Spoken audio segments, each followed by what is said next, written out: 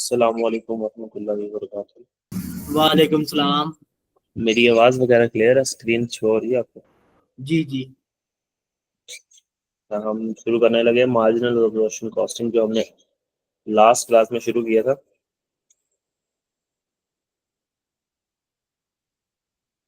तो last class में हमने से शुरू किया था, हम उसका थोड़ा सा एक ओवरव्यू ले देते हैं। लास्ट क्लास तक हमने क्या पढ़ लिया था,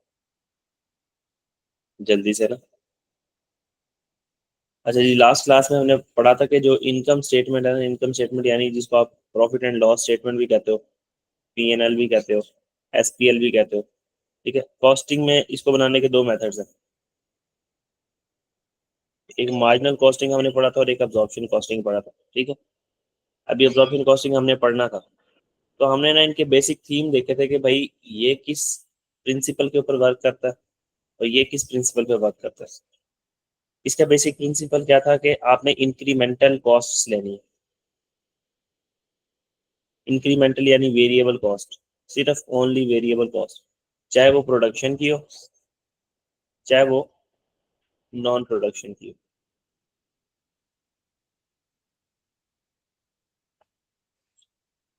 एब्जॉर्प्शन कॉस्टिंग हम कहते थे कि ये तो वही तरीका है जिस तरीके पे फाइनेंशियल स्टेटमेंट्स हमारी बनती हैं अकाउंटिंग के अंदर।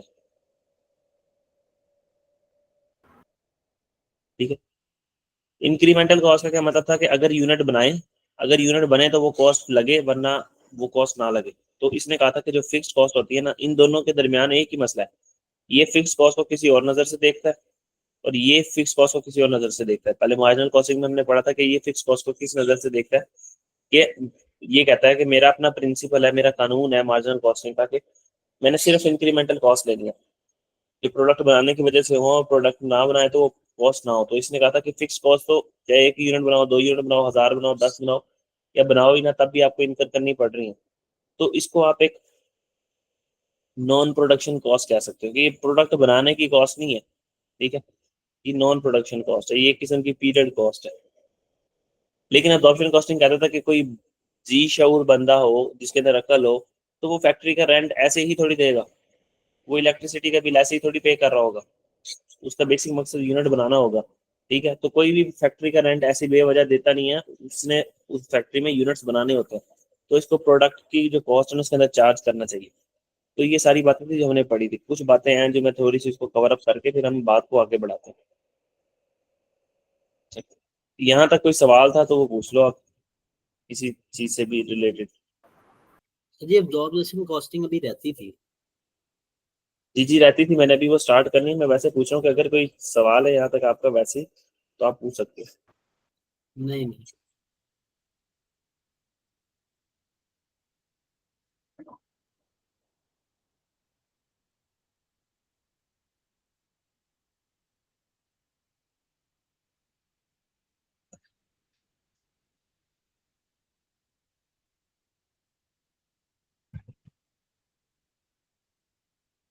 अच्छा जी, हमारी जो कॉस्ट है ना, वो दो तरह की हो सकती है।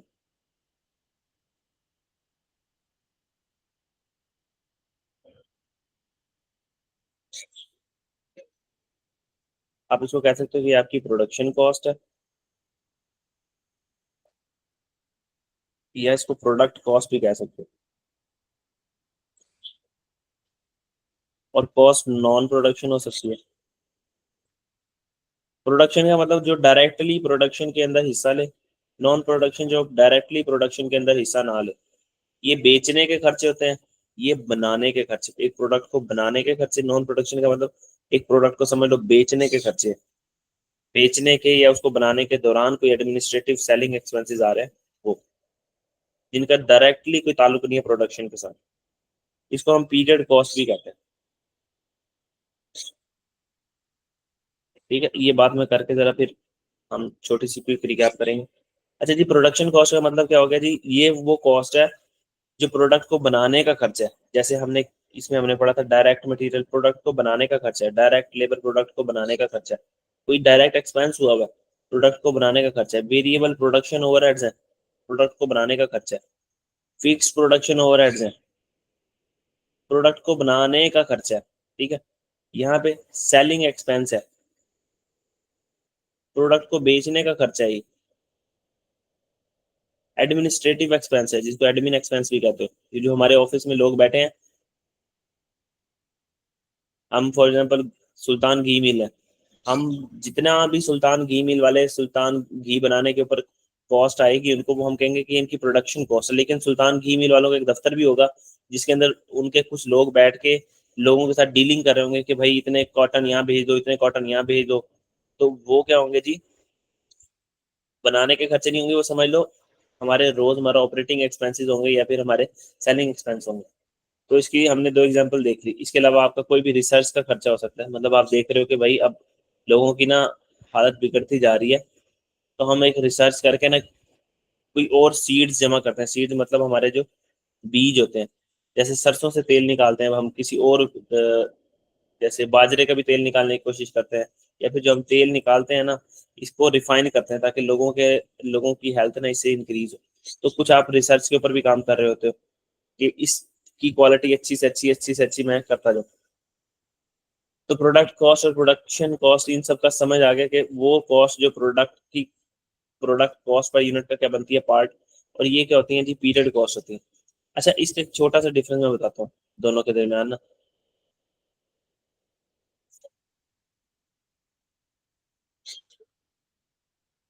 पीरियड कॉस्ट को ना आप कह सकते हो कि एक किस्म की आपकी फिक्स्ड कॉस्ट भी होती है, ठीक है, एक किस्म की आपकी फिक्स्ड कॉस्ट भी होती है। इसके बारे में आपने ना याद जो रखना है कि ऐसी कॉस्ट होगी जो किससे रिलेट कर रही होगी, which relates to the product, जो एक प्रोडक्ट से रिलेट कर रही होगी। दूसरी बात आपने क्या याद रखनी है, हम इसको बना देंगे कॉस्ट पर यूनिट का पार्ट। जो प्रोडक्ट की आप कॉस्ट निकाल रहे होगे उसको आप इस तरह करोगे, इसका पार्ट बना दोगे, become the part of production.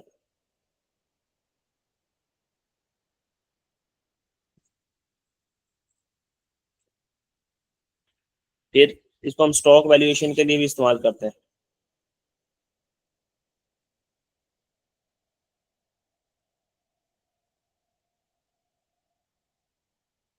Stock valuation के लिए कैसे इस्तेमाल करते हैं, मिसाल के तौर पर हमारे एक प्रोडक्ट की जो कॉस्ट है वो है 20 रुपये, ठीक है।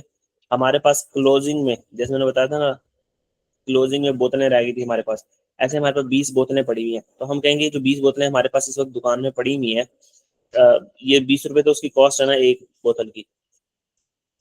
फॉर एग्जाम्पल 50 बोतलें मेरे पास पड़ी हुई हैं, ये 60 कर लो। तो मैं कहूँगा ये जो 60 बोतल मेरे पास पड़ी हुई हैं, इनकी इनकी अगर मैं वैल्यू देखूँ कि कितनी वैल्यू की है, तो हम क्या करेंगे, इनको कॉस्ट पर यूनिट से मल्टीप्लाई कर देंगे। तो ये हम कहेंगे कि जी ये 1200 रुपये की बोतलें हमारे पास पड़ी हैं, ठीक है। तो ये स्टॉक वैल्यूएशन के अंदर भी काम आता है। लेकिन अगर इसको देखें तो हम इसको क्या कहेंगे, ये वो कॉस्ट है।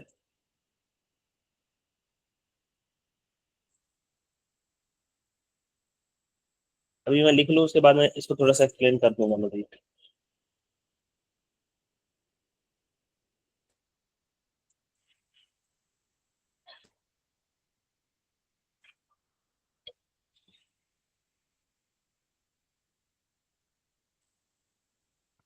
ये वो कॉस्ट है जो स्पेसिफिक टाइम पीरियड से रिलेट करती है।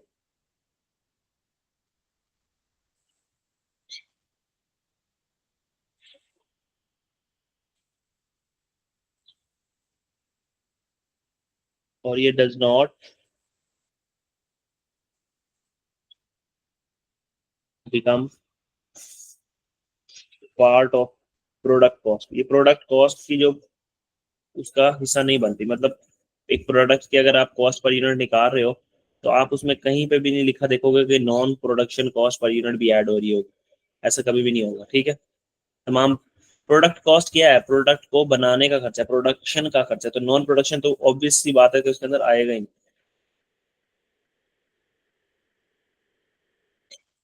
और ये not use for stock evaluation, stock valuation, stock valuation के अंदर हम इसको इस्तेमाल नहीं कर सकते।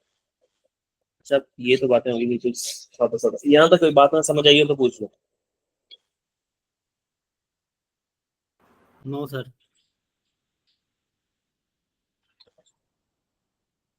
अब मैंने एक छोटी सी बात करता हूँ, फिर आपको समझ आएगी बात असल।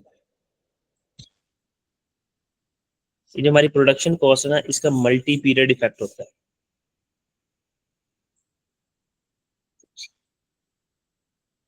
ठीक है।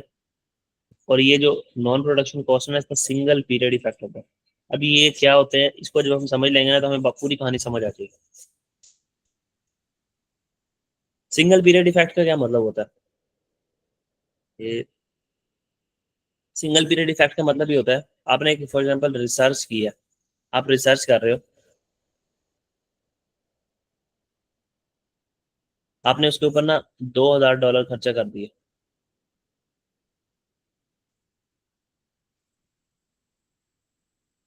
आपने कोई रेंट पे किया फैक्ट्री का, सॉरी, आपने एडमिनिस्ट्रेटिव खर्चा किए $1000। अच्छा, इसमें सिर्फ हमने समझना सिंगल पीरियड इफेक्ट और मल्टी पीरियड इफेक्ट का क्या मतलब। हम ये फॉर एग्जाम्पल ये खर्चा जो हमने किया ना, 1 साल 12 महीनों के लिए किया। ठीक है। तो जो हमने ये खर्चा किया है ना, इस खर्चे से जो बेनिफिट हमने कंज्यूम करना था ना, वो हमने इस 12 महीनों के अंदर कंज्यूम कर लिया। एडमिन, जो हमारे एडमिन डिपार्टमेंट है, उसको हमने तनख्वाहें दे दी 1000 रुपये, हमने उसको तनख्वाह दे दी $1000। उससे जो फायदा आना था ना, वो इन 12 महीनों में आ चुका है। इन 12 महीनों में वो फायदा आ चुका है, लेकिन आने वाले वक्तों में अगले साल के अंदर ये एडमिन की जो कॉस्ट है हमें कोई फायदा नहीं देगी। उसके लिए हमें दोबारा कॉस्ट लगानी पड़ेगी, तो हमें दोबारा से फायदा मिलेगा। ठीक है।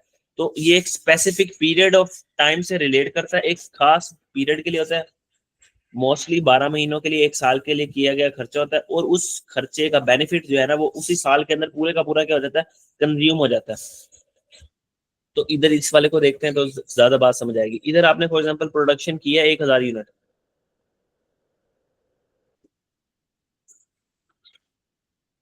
1000 यूनिट आपने प्रोडक्शन किया, और आपने ना 800 यूनिट बेच दिए। तो 200 यूनिट ऐसे हैं जो आपके पास क्लोजिंग में पड़े हैं, मतलब 200 यूनिट ऐसे हैं जो आपने अभी तक नहीं बेचे। 1000 यूनिट आपने बनाए, 800 बेच के आपने उनका जो बेनिफिट था वो कंज्यूम कर लिया। उनसे जो बेनिफिट आना था वो कंज्यूम कर लिया। उनसे बेनिफिट क्या आना था जी, उनसे आपको इनकम आनी थी, वो आपने इनकम जनरेट कर ली 800 यूनिट बेच के। ठीक है। लेकिन इस 1000 में से 200 यूनिट पड़े हैं जो अगले साल ओपनिंग बनेंगे। ठीक है, ये ओपनिंग बनेंगे, और फिर इनको हम क्या करेंगे, सेल आउट। तो मतलब जब हमने 1000 यूनिट प्रोड्यूस किए हैं, तो हमने 1000 यूनिट के ऊपर कोई ना कोई खर्चा किया होगा। मिसाल के तौर पर हमने 1 लाख रुपए का खर्चा किया 1000 यूनिट बनाने के ऊपर, और उसमें से 80,000 के यूनिट जो है ना, हमने वो बेच दिए। 20,000 रुपए के यूनिट ऐसे हैं जिन्होंने हमें अगले पीरियड में फायदा देना है। तो हम यहाँ पे कहेंगे कि इनका एक मल्टी पीरियड इफेक्ट है, कि इन्होंने इस पीरियड के अंदर भी हमें फायदा देना है, या उससे अगले पीरियड में भी जाके हमें इनसे फायदा होना है। लेकिन इन इन इधर दूसरी तरफ देखें, नॉन प्रोडक्शन कॉस्ट या पीरियड कॉस्ट वो कॉस्ट होती हैं जो कि एक period time, specific time period से रिलेट करता है खर्चा। ठीक है। उसी टाइम पीरियड के अंदर वो पूरे का पूरा क्या हो जाता है, कंज्यूम हो जाता है। तो अगर कोई बात ना समझ आई तो पूछ सकते हो। हाँ सर।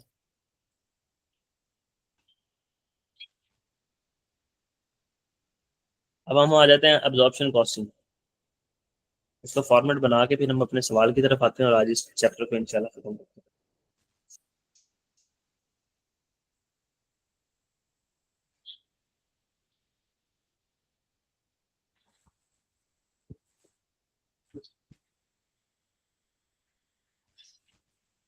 अच्छा, ये तो सारी बात की समरी हम यहाँ पे कंक्लूड कर लेते हैं।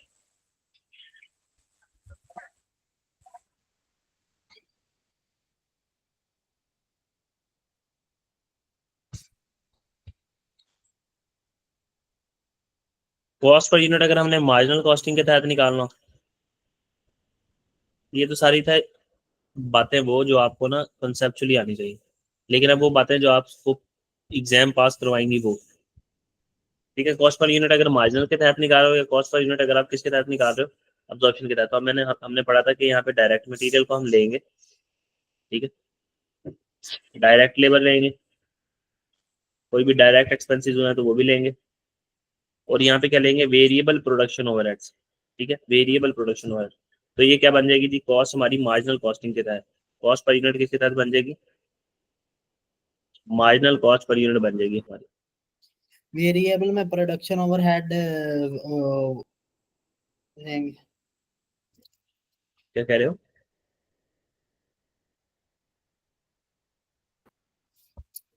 दोबारा बोलो, मुझे आपका सवाल नहीं समझ आया।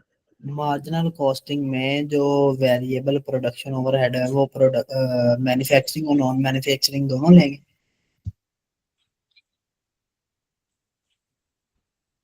जी यहाँ पे सिर्फ कॉस्ट पर यूनिट का जो पार्ट बनेगा ना वो सिर्फ मैन्युफैक्चरिंग बनेगा, यानी प्रोडक्शन। अपना लफ्ज के ऊपर गौर करो, इसको ऐसे ही लिख लो, production cost per unit. Production cost per unit marginal के तहत और production cost per unit absorption के तहत। तो यहाँ पे वो खर्चे लेना जो सिर्फ प्रोडक्शन से रिलेट कर रहा हो। तो वेरिएबल कॉस्ट जो वेरिएबल प्रोडक्शन ओवरहेड, ये लिखा ही है कि वेरिएबल हो और प्रोडक्शन का ओवरहेड हो। लेकिन जो हमने मार्जिनल कॉस्टिंग की बननी पड़ी थी इनकम स्टेटमेंट, जब हमने मार्जिनल कॉस्टिंग से बनाई थी तो हमने क्या किया था, सेल में से माइनस किया था वेरिएबल कॉस्ट ऑफ सेल को, फिर उसके बाद हमने वेरिएबल नॉन प्रोडक्शन कॉस्ट को माइनस किया था, याद है? तो मैं जी भी जी। आगे आऊंगा इसके ऊपर, दोनों फॉर्मेट को रिवाइज करवाता हूँ मैं भी। तो हम यहाँ पे निकाल रहे हैं जी प्रोडक्शन कॉस्ट, प्रोडक्ट को बनाने की कॉस्ट। तो यहाँ पे सिर्फ प्रोडक्शन ही आएगी, नहीं अगर आपको ये बात याद रहती तो ये देखो सिर्फ जो नाम लिखा हुआ है उसको पढ़ लो, वेरिएबल प्रोडक्शन ओवरहेड्स, प्रोडक्शन के ओवरहेड्स देने और वो भी वेरिएबल। क्लियर है? जी जी।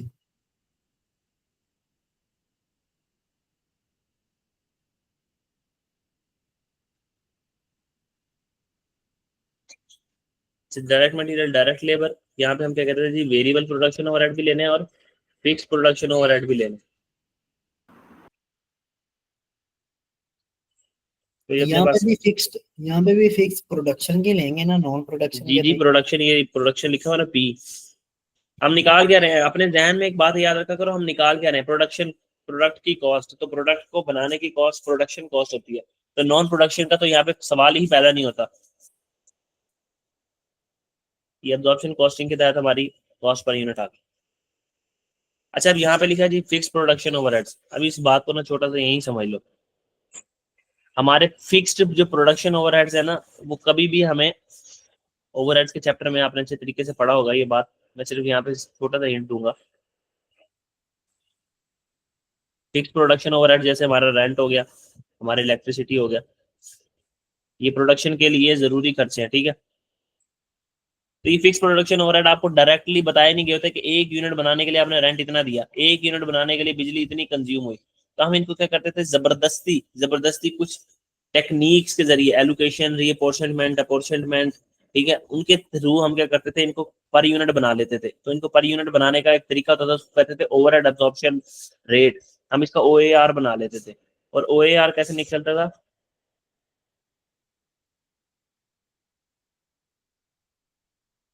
Budgeted fixed production overheads divided by budgeted activity level, ठीक है, ऐसे निकलता होता था।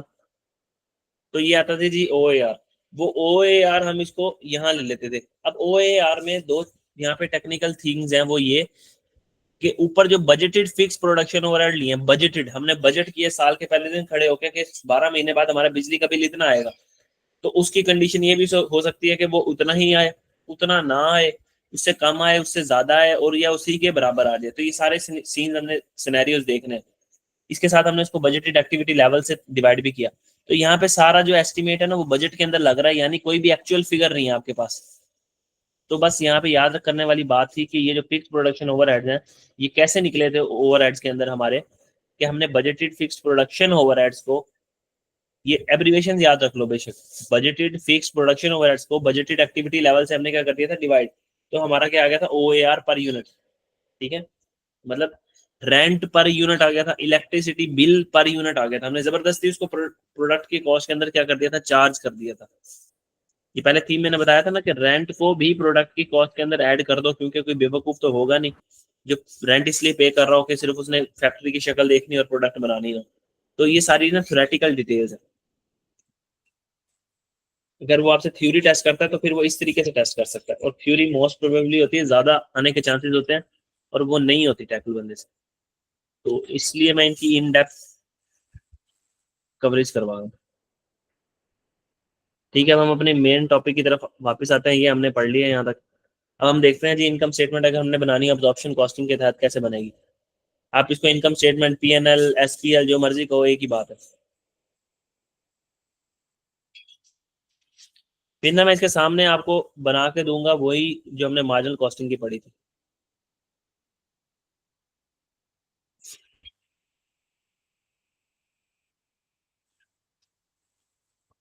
हम यहाँ जी लेते थे सेल्स।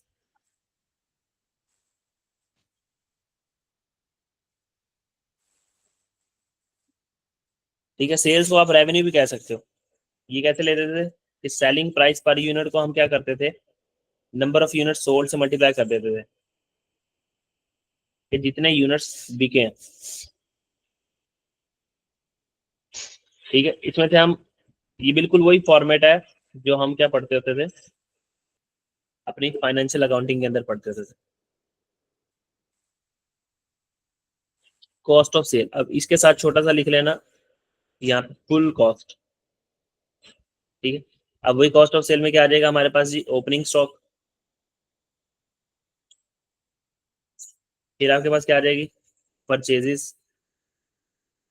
फिर आपके पास क्या आ जाएगा, क्लोजिंग स्टॉक।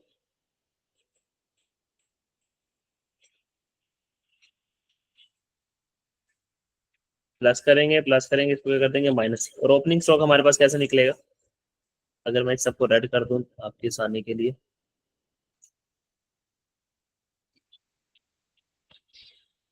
ये देखिए सेलिंग प्राइस पर यूनिट को हम मल्टीप्लाई कर देंगे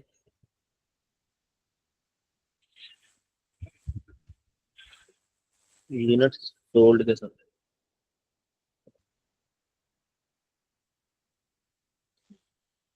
अच्छा जी, ओपनिंग स्टॉक के जो यूनिट्स होंगे हम उनको किससे मल्टीप्लाई कर देंगे।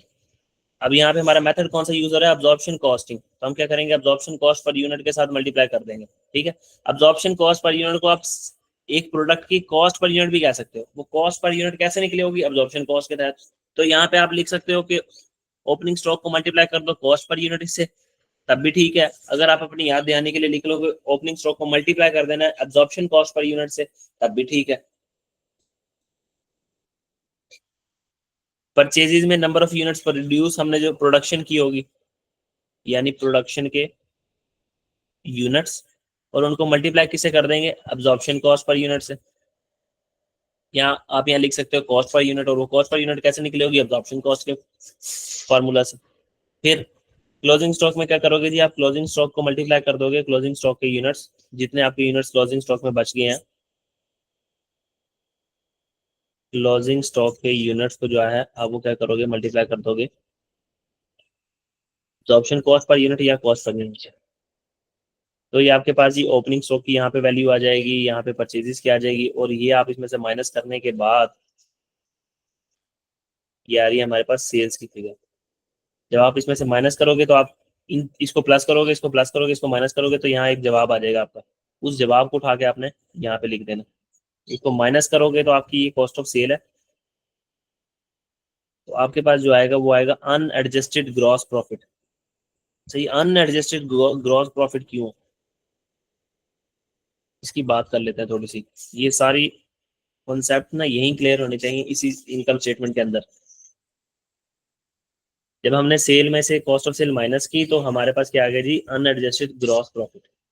इसको हम अनएडजस्टेड ही क्यों कह रहे हैं, देखो ये जो एब्जॉर्प्शन कॉस्ट है ना, इसके अंदर फिक्स्ड प्रोडक्शन ओवरहेड हमने शामिल कर दिया था, मैंने ऊपर बताया था। इसके अंदर हमने फिक्स्ड प्रोडक्शन ओवरहेड शामिल कर दिए एब्जॉर्प्शन कॉस्ट पर यूनिट निकालते हुए। ये देखो, ये हमने fixed production cost per unit इसके अंदर क्या कर दिया, शामिल कर दिया। अभी ये फिक्स प्रोडक्शन कॉस्ट कैसे निकली थी, हमने पीछे जाके देखना है कि भाई ये तो बजटेड फिक्स प्रोडक्शन ओवरहेड्स को हमने बजटेड एक्टिविटी लेवल से डिवाइड कर दिया था, तो एक ओएआर आ गया था। ओएआर को हमने इस कॉस्ट के अंदर क्या कर दिया, ऐड कर दिया। वो सब कुछ क्या, सॉरी, वो सब कुछ क्या था, बजटेड था। मतलब आपने साल के शुरू में खड़े होकर अंदाजा लगाया कि आपके इलेक्ट्रिसिटी का बिल इतना होगा, आपके अदर ओवरहेड जो है प्रोडक्शन के वो इतने होंगे। तो उसके बाद आपके पास एक ऑप्शन है कि आपका बिजली का बिल जो है, आपने अंदाजा लगाया था कि 15,000 मेरा बिजली का बिल आएगा और मैं 100 यूनिट्स बनाऊंगा। ठीक है, तो ये कितना बन जाएगा जी, 150 रुपये आपने प्रोडक्ट की कॉस्ट के अंदर चार्ज कर दिया, प्रोडक्ट की कॉस्ट के अंदर आपने 150 रुपये चार्ज कर दिया OAR की शक्ल के अंदर। लेकिन एक्चुअली में आपका बिजली का बिल आया ना, वो बिजली का बिल आपका जो आया वो आप समझ लो 16,000 आ गया। ठीक है, आपने यूनिट्स तो 100 ही बनाए, तो ये कितना हो गया जी, 160 रुपये। तो जो 10 रुपये हो सकता है आपने जो 10 रुपये कम चार्ज किए हो, ये ऐसा भी हो सकता है आपका 16,000 के बजाय 14,000 आ गया हो बिल, यूनिट्स आपने 100 ही बनाए, तो 140 रुपये भी हो सकता है। यानी 10 आपने अंडर कर दिया, और ये क्या, 10 आपने ओवर चार्ज कर, सॉरी अंडर चार्ज कर दिया इस केस के अंदर। और यहाँ आपने 150 कॉस्ट पर यूनिट में चार्ज कर दिया, लेकिन एक्चुअली में होना चाहिए था 160, तो आपने 10 रुपये अंडर चार्ज कर दिया। और वहां पे आपने इस केस के अंदर 140 रुपये एक्चुअली में होना चाहिए था, लेकिन आपने 150 कर दिया, तो आपका 10 रुपये से क्या हो गया जी, ओवर चार्ज हुआ हुआ है। तो मतलब कि इसलिए हमारा जो प्रॉफिट है ना, अंडर ओवर उसके अंदर सिनेरियो आ जाता है। तो इसको हम आगे जाके देखेंगे, यहाँ पे मैं सिर्फ उसको एक्सप्लेन कर रहा हूँ थोड़ा सा, लेकिन अगर अभी यहाँ नहीं समझ आया तो इसको आगे हमने डिटेल के अंदर देखना है। सर जी जो MA1 में जो मतलब इनके एक दो पॉइंट्स थे वो भी मतलब जेन में रख सकते हैं। वो मैं सारी बातें MA1 वाली रिपीट करवाऊंगा, आपको सिर्फ यहाँ से समझा रहा हूँ कि अनएडजस्टेड ग्रॉस प्रॉफिट क्यों आया, क्योंकि इस एब्जॉर्प्शन कॉस्ट पर यूनिट के अंदर ना एक फिक्स प्रोडक्शन ओवरहेड शामिल है, और वो बजटेड है। तो अंदाजा कभी ऊपर भी जा सकता है, अंदाजा नीचे भी आ सकता है, और अंदाजा अंदाजे के साथ मैच भी हो सकता है। तो इस वजह से हम एक लाइन यहाँ डाल देते हैं अनएडजस्टेड ग्रॉस प्रॉफिट के नीचे, कि अगर आपके जो ओवरहेड्स है ना, अगर वो अंडर या एब्जॉर्ब्ड ओवरहेड्स हो ना, तो उनको यहाँ पे एडजस्ट कर लेना। अगर नहीं समझ आ रही ना ये बात, तो कोई मसले वाली बात नहीं, बस आपने यहाँ पे याद रख लेना है, सेल में से कॉस्ट ऑफ सेल माइनस करोगे, कॉस्ट ऑफ सेल कैसे निकलेगी, opening stock plus purchases minus closing stock, और उसके अंदर अनएडजस्टेड ग्रॉस प्रॉफिट आ जाएगा आपके पास ये। ठीक है, ये अनएडजस्टेड ग्रॉस प्रॉफिट आ जाएगा। फिर उसके बाद अंडर ओवर एब्जॉर्ब्ड ओवरहेड्स की एडजस्टमेंट करोगे आप,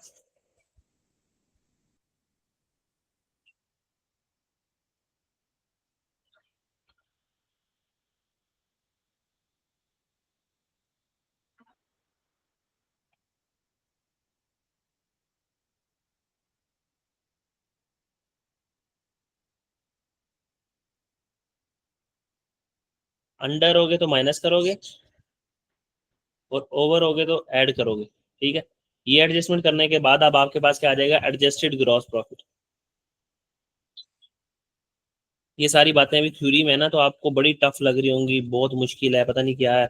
तो अभी जब हम सवाल में आएंगे ना, तो आपके लिए चुटकियों का काम हो जाएगा, उस चीज़ की टेंशन ना लो। ये बातें आगे डिटेल में मैं करूंगा बहुत ज़्यादा। ठीक है, ये आ गया जी एडजस्टेड ग्रॉस प्रॉफिट हमारे पास। फिर हम इसमें से क्या माइनस करते हैं जी, non production cost. Non production cost पर जी हम वेरिएबल नॉन प्रोडक्शन कॉस्ट भी माइनस करेंगे, और हम क्या करेंगे जी, फिक्स नॉन प्रोडक्शन कॉस्ट भी माइनस करेंगे। जब ये यहाँ से माइनस हो जाएंगी तो हमारे पास ये आ जाएगा नेट प्रॉफिट।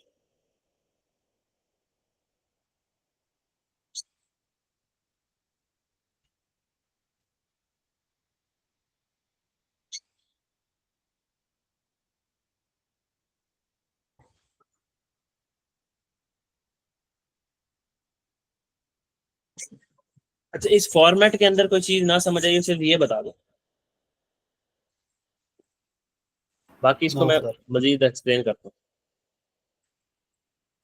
देखो मैं अब आपको बताता हूँ, ये फॉर्मेट को अगर हम अन स्टॉक में बनाते तो कैसे बनाते हैं।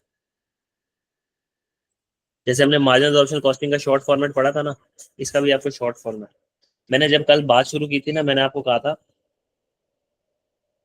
कि सेल में से ना आप एक्सपेंस को माइनस कर दो, तो आपके पास प्रॉफिट आ जाता है। ठीक है, अब याद करने का तरीका बता रहा हूँ, ये इतनी लंबी कहानी है, याद कैसे करनी। सेल में से एक्सपेंस माइनस कर दो तो आपके पास प्रॉफिट आ जाता है। अब ये जो एक्सपेंस है, ये प्रोडक्शन का भी माइनस करना है आपने, और नॉन प्रोडक्शन का भी माइनस करना है। प्रोडक्शन का वेरिएबल भी माइनस करना है, प्रोडक्शन का फिक्स भी माइनस करना है, नॉन प्रोडक्शन का भी वेरिएबल और नॉन प्रोडक्शन का फिक्स। तो बस अगर आपने ये चार चीजें, अगर ये चार तरह के एक्सपेंस सेल में से माइनस कर दिए ना, तो आप प्रॉफिट के पास पहुंच जाओगे। ठीक है, ये हमने बातें मार्जिनल कॉस्टिंग के अंदर पढ़ी थी। अब इसको अब्जॉर्प्शन कॉस्टिंग के ऊपर अप्लाई करके देखते हैं। हमने कहा जी, ये जी हमारी सेल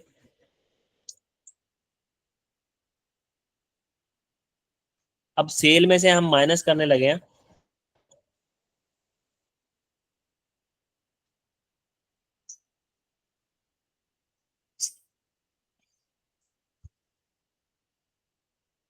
प्रोडक्शन का वेरिएबल खर्चा भी, प्रोडक्शन का फिक्स्ड खर्चा भी। तो हमारे पास क्या आ जाएगा, अनएडजस्टेड प्रॉफिट,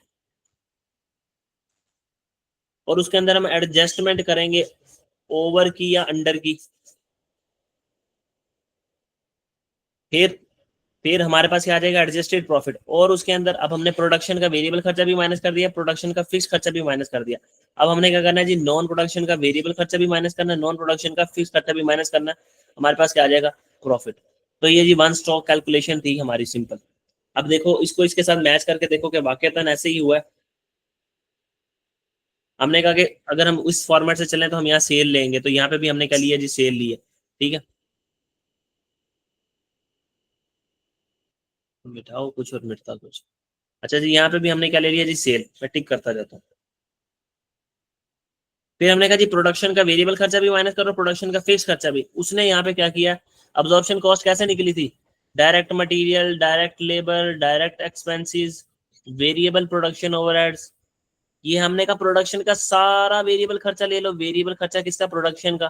फिर हमने कहा इसके अंदर अगर फिक्स्ड प्रोडक्शन ओवरहेड भी शामिल कर दो तो ये वेरिएबल खर्चा, ये किसका खर्चा आ जाएगा, ये फिक्स्ड खर्चा आ जाएगा किस चीज का, प्रोडक्शन का। प्रोडक्शन का फिक्स खर्चा आ गया, तो यहाँ पे हमें पता लगा कि हमने प्रोडक्शन का वेरिएबल खर्चा भी माइनस कर दिया, फिक्स भी माइनस कर दिया, तो ये भी टैली हो गया।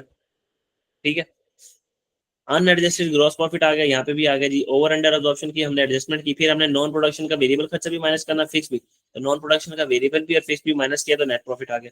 तो ये एक छोटा सा फॉर्मेट है जहन में, इसको याद रख लेना कि किस तरीके से होता है। तो वो छोटे फॉर्मेट याद रखना, बड़ा जो है ना वो आप खुद ही बना लोगे। तो ये फुल फ्लैज तो सवाल कभी भी नहीं टेस्ट करता, वो मुश्किल ही है कि वो फुल फ्लैज सवाल को टेस्ट करे। तो ये वैसे आपको आना चाहिए। तो मैं इसको यहाँ सामने लिख देता हूँ। अच्छा, ये तो आपको यहाँ तक समझ आ गई होगी। अब ना हम इसके ऊपर देखते हैं कोई सवाल, फिर हमें बात ना अच्छे तरीके से क्लियर होगी कि ये हो क्या रहा है सर।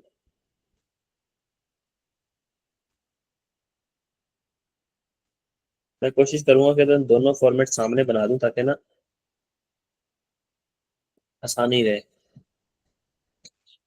यहाँ तक आपका कोई क्वेश्चन है तो आप पूछ सकते हो, नहीं तो फिर मैं ना अब आपको प्रैक्टिकली चीजें सिखाने लगा, जिस तरीके से आपने पास करना।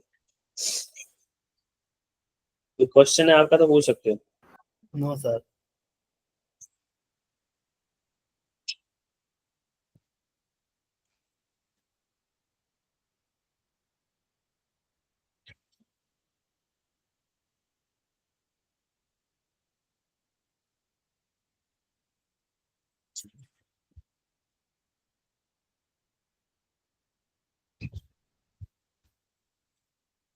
एक सेकंड, जस्ट मैं एक क्वेश्चन ओपन कर लूं।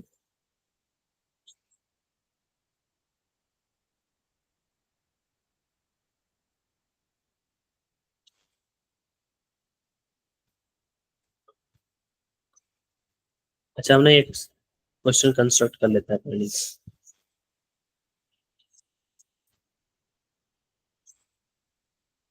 एक कंपनी है, उस कंपनी का नाम है एबीसी। ठीक है,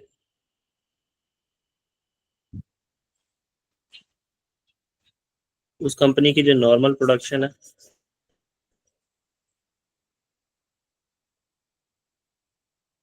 वो 30,000 यूनिट्स है। एक ही मैं क्वेश्चन कंस्ट्रक्ट कर रहा हूँ। अच्छा,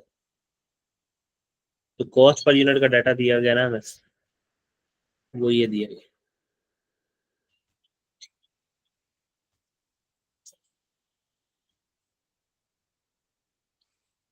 यहाँ पे लिखा हुआ कॉस्ट पर यूनिट, तो ये सारा डाटा किस चीज में दिया होगा, पर यूनिट। जी वो है 40, सेलिंग प्राइस पर यूनिट कितनी है, 40।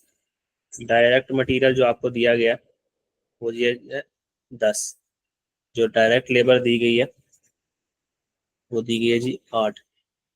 जो डायरेक्ट एक्सपेंसेस दिए गए हैं, अज्यूम कर लेते हैं नहीं दिए हमें, कोई भी डायरेक्ट एक्सपेंसेस नहीं हुए। ठीक है, वेरिएबल प्रोडक्शन ओवरहेड हमें जो दिए हैं वो कितने दिए हैं, 4। साथ उन्होंने लिख के दिया हुआ वेरिएबल सेलिंग ओवरहेड कितने, 3।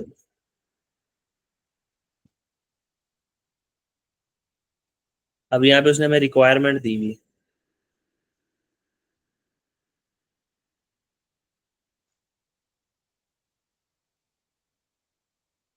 उसने कहा अगर जो तुम्हारी प्रोडक्शन है, एज्यूम कर लो वो कितनी है, 31,000 यूनिट्स, तुमने सेल किए हैं 25,000 यूनिट्स,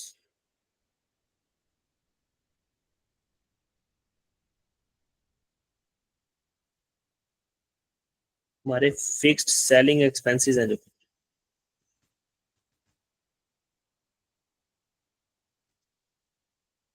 वो भी 25,000 है, सॉरी वो है 60,000, ₹60,000। फिक्स एडमिनिस्ट्रेटिव एक्सपेंसेस भी ले लेते हैं।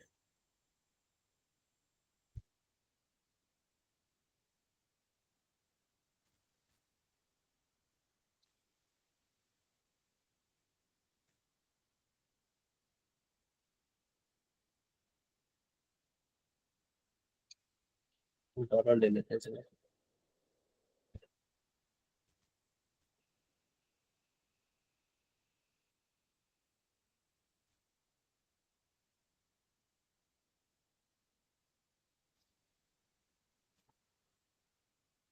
इसको हम चेंज करते हैं फिगर को, तो लिखते हैं 25,000। एडमिन एज्यूम करो मैं 20,000 है। फिर फिक्स्ड प्रोडक्शन ओवरहेड्स भी ले लेते हैं यहाँ पे,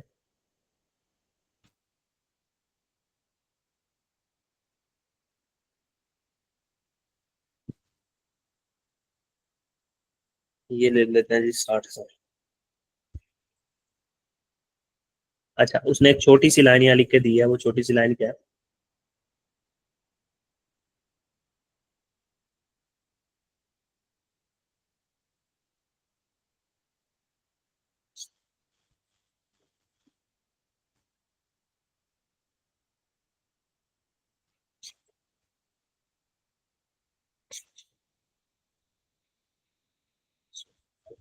there is no opening stock,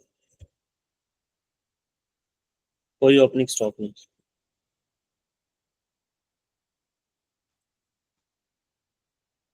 और एज्यूम करो जो तुम्हारा budgeted,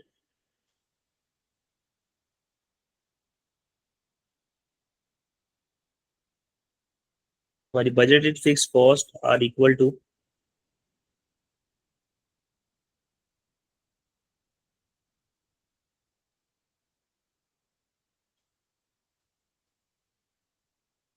actual fixed cost at all activity level. अच्छा जी हमने ड्राफ्ट कर लिया एक सवाल, ठीक है, स्क्रीन क्लियर है। अब हमने मार्जिनल कॉस्टिंग से भी करना है और सवाल एब्जॉर्प्शन कॉस्टिंग से भी करना है। यहाँ जी जी clear। यहाँ आपको दिखाई दे रहा हो या फिर कोई भी मसला हो तो जल्दी से बता दो। कोई मसला नहीं।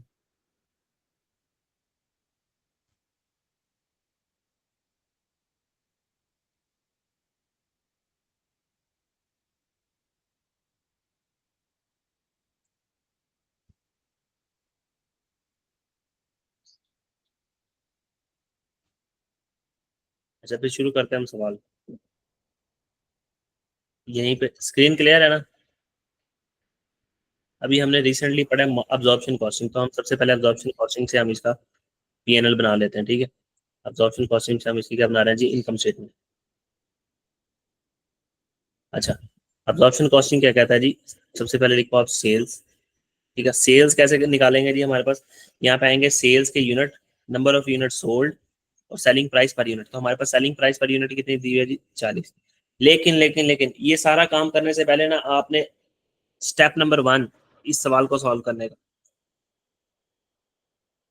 वो स्टेप कर लेना अपने पास लाजमी। और वो स्टेप कैसे करना है, जब भी ये सवाल शुरू करो तो याद रखना कि हमने यहाँ पे एक स्टेप नंबर 1 करना होता है।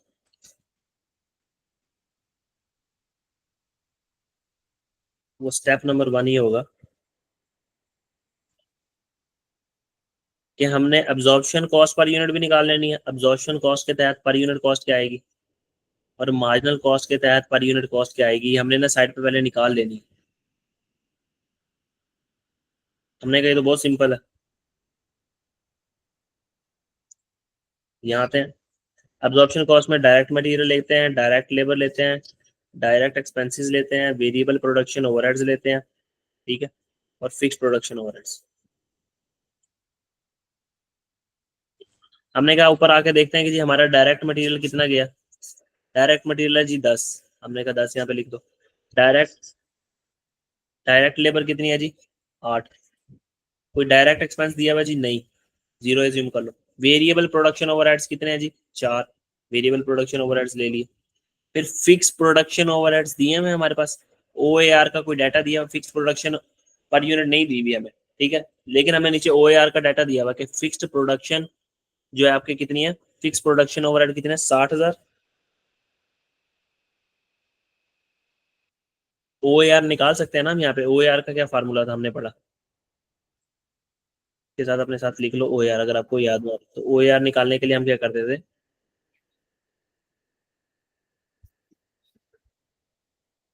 बजटेड फिक्स प्रोडक्शन ओवरहेड्स को बजटेड एक्टिविटी लेवल से डिवाइड कर देते थे। हम कहते थे बजटेड फिक्स प्रोडक्शन ओवरहेड कितना है, ये जो फिक्स प्रोडक्शन ओवरहेड दिए हैं सर, ये बजटेड कैसे, हमें कैसे पता लगेगा, ये एक्चुअल भी तो हो सकते हैं। तो उसने कहा है नीचे वाली लाइन ये इसलिए लिख के दी हुई है, ये इसलिए लिख के दी हुई है कि अज्यूम करो बजटेड जो फिक्स्ड कॉस्ट है वो किसके बराबर है, actual fixed cost at all activity level. जितना भी नंबर ऑफ यूनिट्स बनाओगे ना, उस पर जो तुमने बजट की थी और एक्चुअल में भी वही हुई है, मतलब ये सर ये बजटेड है जी, तो एक्चुअल क्या है वो भी यही है, और बजटेड क्या है वो भी यही है, क्योंकि उसने नीचे लिख के दे दिया बजटेड और एक्चुअल आपस में क्या है, बराबर। अगर अगर इस सवाल के अंदर दिया होता ना बजटेड फिक्स प्रोडक्शन ओवरहेड अलग से, तो मैं यहाँ पे वो बजटेड फिक्स प्रोडक्शन ओवरहेड लेता। अब उसने लाइन लिख के दिया कि बजटेड एक्चुअल के बराबर है, तो मैं समझूंगा यही एक्चुअल है और यही बजटेड है। तो मैं क्या करूंगा 60,000 divided by budgeted activity level. मैंने कितने एक्टिविटी लेवल क्या है हमारे, नंबर ऑफ यूनिट्स, यूनिट बना रहे हैं हम, तो हमारे कितने हमने बजट किया था कितने यूनिट बनाएंगे।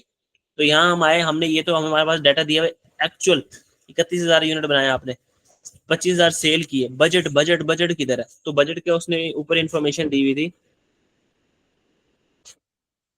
कि आपकी जो नॉर्मल प्रोडक्शन है ना, नॉर्मल प्रोडक्शन, नॉर्मल का लफ्ज जहां भी कॉस्ट में आए ना पूरी जिंदगी के लिए याद रख लो, नॉर्मल का मतलब होता है बजटेड।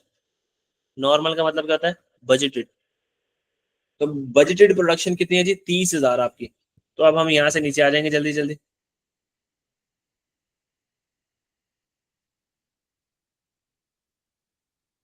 हम कहेंगे कि हमारे बजटेड यूनिट थे, हम 30,000 बनाएंगे, एक्चुअल में हमने 31,000 बना ली, वो हमारा कोई उसमें वो नहीं है मसला।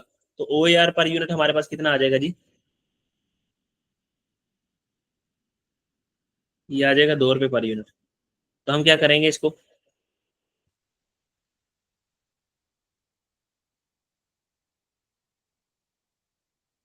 इसको यहाँ ऐड कर देंगे।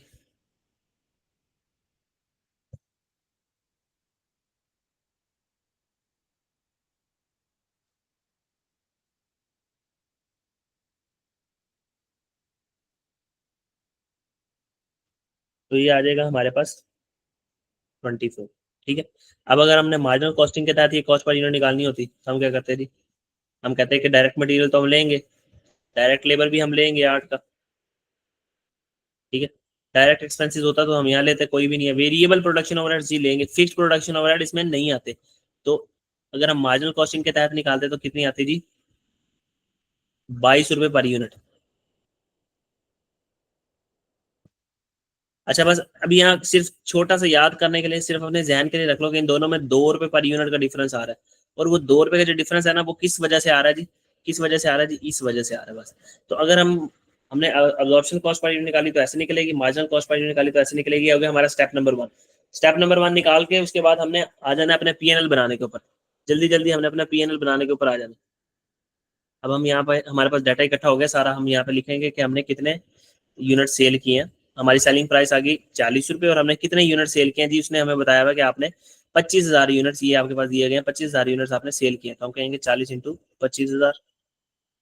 ठीक है, पहले मैं डाटा फिलअप करता जाता हूँ, फिर हम यहाँ पे क्या करते थे, full cost of sale, cost of sale लेते थे फुल। फुल का मतलब समझ आया, फुल के अंदर मतलब आपने फिक्स प्रोडक्शन ओवरहेड भी शामिल करना है, यानी ओएआर भी शामिल करना है।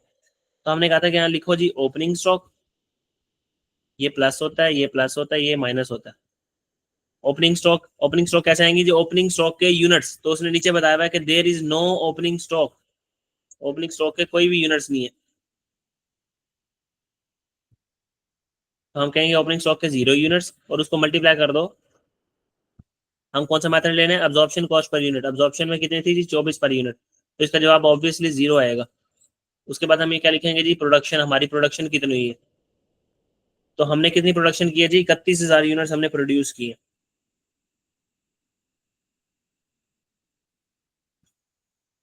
और इसको मल्टीप्लाई कर देंगे, एब्जॉर्प्शन कॉस्ट पर यूनिट जो हमारी बनेगी जी 24।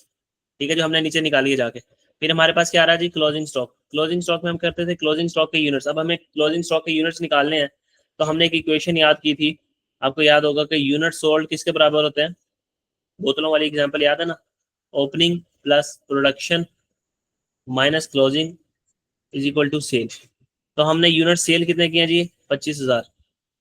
हमारे ओपनिंग क्या दिया उसने बताया 0, प्रोडक्शन आपने कितनी की है जी 31,000। तो क्लोजिंग स्टॉक आप यहाँ पे माइनस हमने क्या निकालना है, क्लोजिंग स्टॉक, इसको एक्स से ज्यूम कर लो या इसको क्लोजिंग स्टॉक ही लिखा रहना था ऐसे। तो यहाँ से आपको पता लग जाएगा कि आपके पास क्लोजिंग स्टॉक कितना आ गया, 6,000 यूनिट्स का। इस इक्वेशन को रीअरेंज कर लेना अपने पास। ठीक है, तो क्लोजिंग स्टॉक हमारे पास आ गया जी। मैं इसको यहाँ से उठाता हूँ, इसको ऐसे करते हैं अलग वर्किंग के तौर पे यहाँ।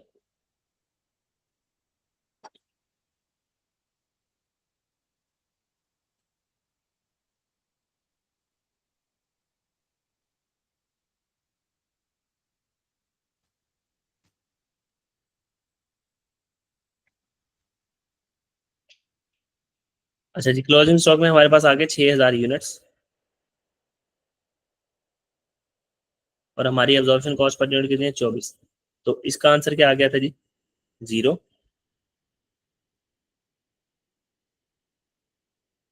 अगर मैं इसको सॉल्व करूँ तो इसका आंसर आ जाएगा 1 मिलियन। ठीक है, 31,000 इंटू 24 अगर हम करें तो हमारा जवाब आ जाता है 744,000। ठीक है, अगर क्लोजिंग स्टॉक के लिए मैं निकालूं तो वो कितना आएगा, 144,000। तो ये क्या होता है जी, ये ऐड, ऐड और ये क्या होता है माइनस, तो हमारे पास क्या आ जाएगा जी,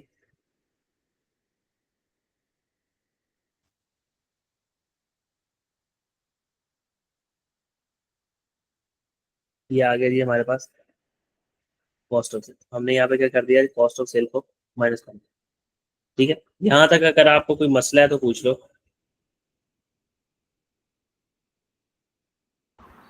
सेल में से हमने कॉस्ट ऑफ सेल को माइनस कर दिया, ये जी हमारी सेल थी। ठीक है, ये जी हमारी कॉस्ट ऑफ सेल थी। सेल कैसे निकली, selling price per unit multiply कर दिया नंबर ऑफ यूनिट सोल्ड। फिर कॉस्ट ऑफ सेल कैसे निकली, फुल लेनी है, फुल का मतलब उसके अंदर ओआर भी शामिल करना जो हम नीचे निकाल के आए थे। ठीक है, ओपनिंग स्टॉक की units into absorption cost per unit. Opening stock 0 था, एब्जॉर्प्शन कॉस्ट हमारी 24 पर यूनिट निकली थी, मल्टीप्लाई कर दिया। फिर उसके बाद प्रोडक्शन कितनी की हमने जी, 31,000 यूनिट हमने क्या किया, प्रोडक्शन की है। फिर उसकी cost per unit absorption costing की था 24। फिर क्लोजिंग स्टॉक आ गया जी 6,000। क्लोजिंग स्टॉक उस इक्वेशन से आप हर चीज निकाल सकते हो, ओपनिंग के यूनिट्स ना दिए गए हो, क्लोजिंग के यूनिट्स ना दिए गए हो, हमारे पास सेल्स के यूनिट ना दिए गए हो, प्रोडक्शन के यूनिट ना दिए गए हो, जिस चीज के यूनिट्स मिसिंग हो आपके सवाल के अंदर आप वहां से जाके निकाल सकते हो। फिर क्लोजिंग स्टॉक सेल में से आपने कॉस्ट ऑफ सेल माइनस की तो आपके पास क्या आ जाएगा जी,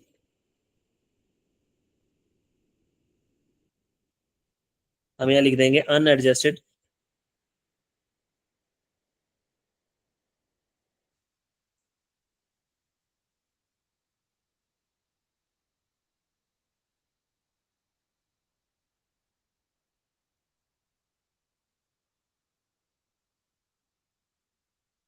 ये आ गया जी हमारा अनएडजस्टेड ग्रॉस प्रॉफिट। ठीक है, अब इसके अंदर एडजस्टमेंट करेंगे अंडर ओवर अब्जॉर्ब की।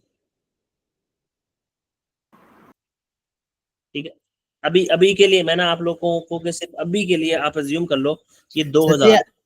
सर जी ऐसे भी तो कर सकते हैं, जो हमारी 24 निकली है अब तो ऑप्शन कॉस्टिंग की, उसको माइनस करें 40 में से और 16 जवाब आता है। 16 को मल्टीप्लाई करें 25,000 से, नंबर ऑफ यूनिट सोल्ड से, तो सीधा 4 लाख जवाब आ जाता दोबारा बोलो। है। 24 को माइनस करें 40 से, सेलिंग प्राइस है, तो ठीक है, 16 आता है। 16 को मल्टीप्लाई करें, आपकी ना आवाज कट रही है। 24 को अगर आप माइनस करोगे सेलिंग प्राइस से, ठीक हो गया, मल्टीप्लाई करेंगे नंबर ऑफ यूनिट सोल्ड 25,000 से, ठीक है। तो 4 लाख जवाब सीधा सीधा आता है।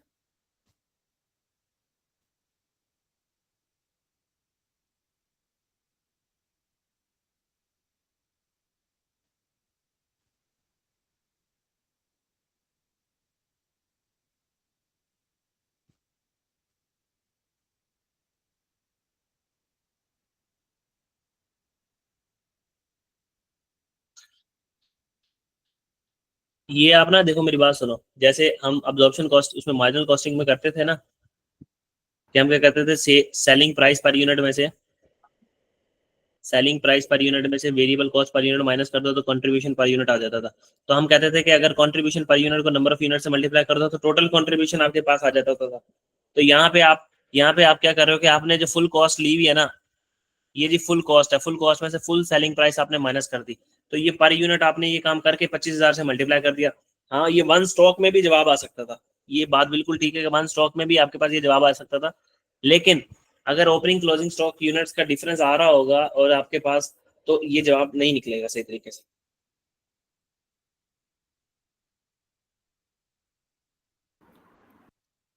ओके। ये बात समझ रहे हो?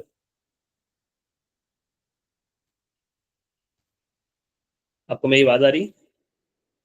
जी जी। अच्छा, इस पॉइंट को ना यहाँ यहाँ के लिए स्किप करो, इस पॉइंट को, इसको हम लास्ट में डिस्कस करते हैं। मैं एक सिर्फ बेसिक बेसिक फॉर्मेट के ऊपर पहले एक स्ट्रक्चर खड़ा कर दूं, उसके बाद हम जो शॉर्टकट तरीके हैं ना उनके ऊपर बहस कर लेते हैं। ठीक है, ओके। अभी मेरे कहने पे अज्यूम कर लो कि ये एडजस्टमेंट 2,000 रुपए की मैंने नहीं करवाई, ये 2,000 रुपए है यहाँ पे। ठीक है, बात को मैं बिल्कुल सिंपल रखने के लिए पढ़ा रहा हूँ। जी जी ठीक है।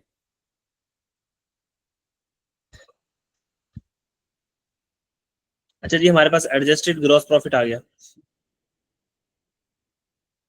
हमारे पास एडजस्टेड ग्रॉस प्रॉफिट आ गया, इसको हमने इसके अंदर क्या कर दिया, ऐड, तो ये बन गया 402,000।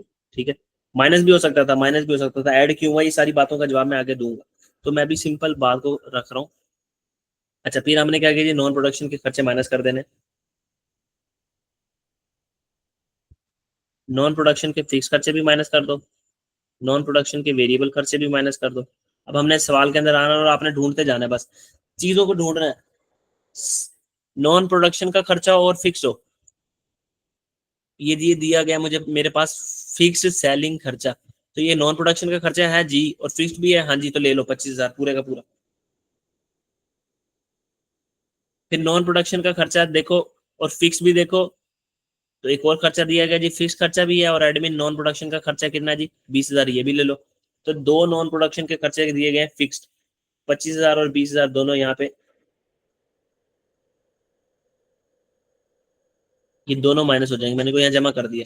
आप इसको ऐसे भी कर सकते थे कि 25,000 जमा 20,000, यहाँ पे कर देते 45,000 माइनस।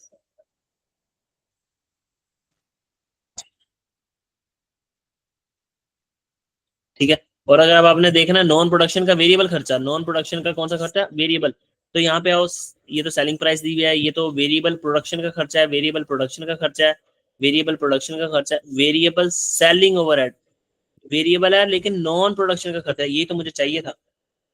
तो मेरे पास मुझे पता लगा 3 पर यूनिट है वेरिएबल नॉन प्रोडक्शन का खर्चा। तो मैंने कितने यूनिट्स बेचे हैं, ये वेरिएबल सेलिंग का खर्चा है, जितने नंबर ऑफ यूनिट सोल्ड किए उसके साथ मल्टीप्लाई करवा दो, कितने जी सोल्ड किया आपने, 25,000। तो क्या आ जाएगा जी 75,000। तो ये आपके पास आ गया सीधा सीधा 2,82,000।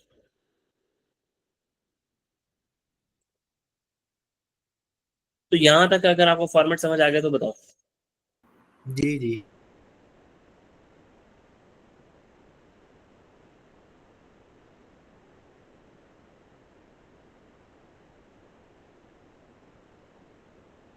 अच्छा अब हम निकालते हैं ये 2,000 कैसे निकलता है।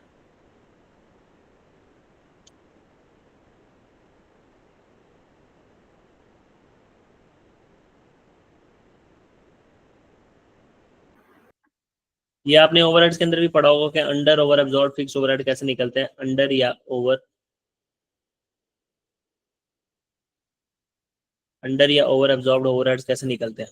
तो ये अगर नहीं समझ आया था तो हमारा ओवरहेड का जो लेक्चर है वो ले लो जाके, या फिर यहाँ पे सिर्फ अभी के लिए याद करने के लिए याद रख लो कि हमारे जो एक्चुअल ओवरहेड्स होते हैं,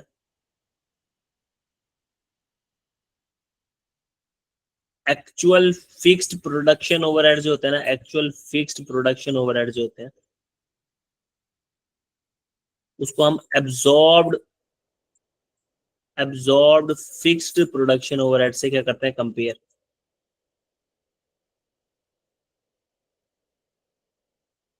अच्छा ये क्या होता है, एक्चुअल फिक्स प्रोडक्शन ओवरहेड्स हमारे पास सवाल में दिए हैं 60,000, एक्चुअल में तुम्हारा 60,000 रुपया खर्चा हुआ, एक्चुअल में तुम्हारे पास कितना खर्चा हुआ जी 60,000। हमने कहा हमारे एक्चुअल फिक्स प्रोडक्शन ओवरहेड है 60,000।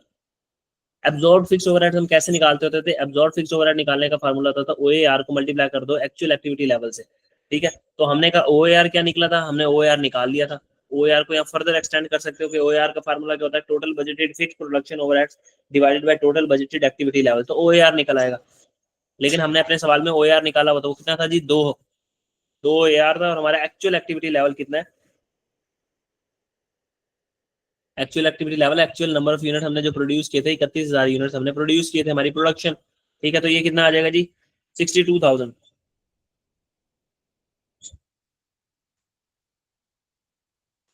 तो इन दोनों का डिफरेंस आ गया 2,000। तो हमने एक्चुअल में से एब्जॉर्ब को क्या कर देना है, माइनस करना है। एक्चुअल में से एब्जॉर्ब को माइनस करना है, दोनों में से जिस मर्जी को माइनस कर लो।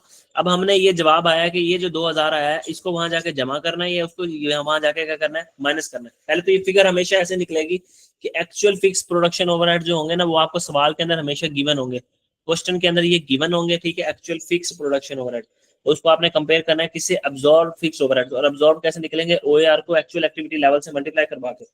ठीक है, और OAR कैसे निकलेगा, total budgeted fix production overheads को डिवाइड करोगे टोटल बजटेड एक्टिविटी लेवल से।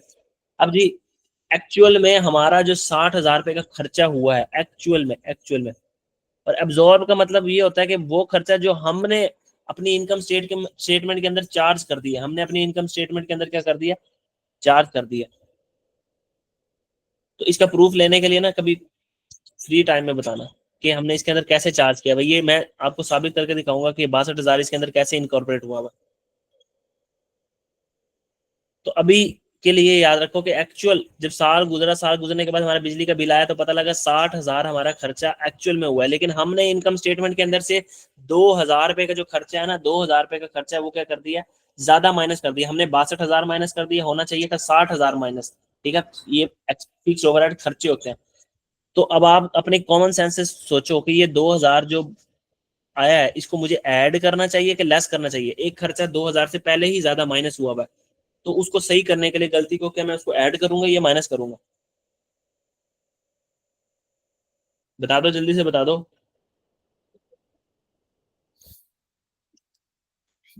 हमने ज्यादा लिया हुआ है 2,000। जी हमने ज्यादा 2,000 का खर्चा माइनस कर दिया। एक्चुअल का मतलब साल के एंड पे हमें पता लगा कि 60,000 का बिजली का बिल माइनस होना चाहिए था। ठीक है, लेकिन एक्चुअली हमने कितना बिजली का बिल चार्ज कर दिया अपनी इनकम स्टेटमेंट के अंदर, 62,000। 62,000 हमने चार्ज कर दिया ये वाला। तो 2,000 का खर्चा हमने ज्यादा चार्ज कर दिया, तो उस 2,000 के खर्चे को क्या करोगे, ज्यादा ज्यादा चला गया तो आप उसको ऐड कर दो। अगर हमने 2,000 माइनस कर दिया तो 2,000 का खर्चा और ज्यादा माइनस हो जाएगा, हालांकि पहले ही 2,000 ज्यादा माइनस हुआ पड़ा। तो ये कॉन्सेप्चुअल तरीका है इसको याद रखने का। जी जी। अब मैं आता हूँ अब मार्जिनल कॉस्टिंग के फॉर्मेट के ऊपर।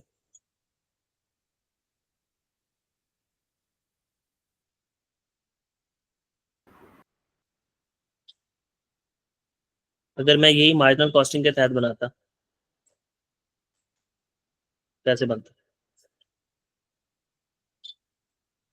मार्जिनल कॉस्टिंग में हमारी जी सेल्स, सेल्स तो चेंज नहीं होंगी ना, 25,000 यूनिट हमने सेल किए हैं, और एक को सेलिंग सेलिंग प्राइस कितनी थी? 40। ठीक है, तो इसका जवाब आ जाएगा 1 मिलियन। फिर हमने यहाँ पढ़ा था कि हमने यहाँ कौन सी लेनी है, variable production cost of sale, सिर्फ वेरिएबल लेनी है। अगर आप इसको भी याद रख लो ना, variable production cost of sale, तभी आपको पता लग जाएगा मार्जिनल कॉस्ट बनाने का तरीका क्या। तो अगर कोई नहीं भी इसको याद रखता है, यहाँ पे सिर्फ कॉस्ट ऑफ सेल भी लिख लेता तब भी चलेगा। और इसमें क्या आ जाएगी, ओपनिंग स्टॉक प्लस प्रोडक्शन, और यहाँ पे क्या आ जाएगा, क्लोजिंग स्टॉक। और ओपनिंग स्टॉक कैसे निकलेगा जी, ओपनिंग स्टॉक का यूनिट, ओपनिंग स्टॉक बताया था उसने 0 है, और मार्जिनल के तहत कॉस्ट पर यूनिट कितनी थी, 22। फिर प्रोडक्शन हमने कितनी की थी, 31,000 यूनिट्स, और मार्जिनल के तहत कॉस्ट पर यूनिट कितनी थी, 22। हमारे क्लोजिंग स्टॉक में कितने यूनिट थे, 6,000। मार्जिनल के तहत हमारी कॉस्ट पर यूनिट कितनी थी जी, 22। तो हमारे पास जवाब क्या आ गया, अगर मैं मार्जिनल कॉस्टिंग के तहत चलूँ,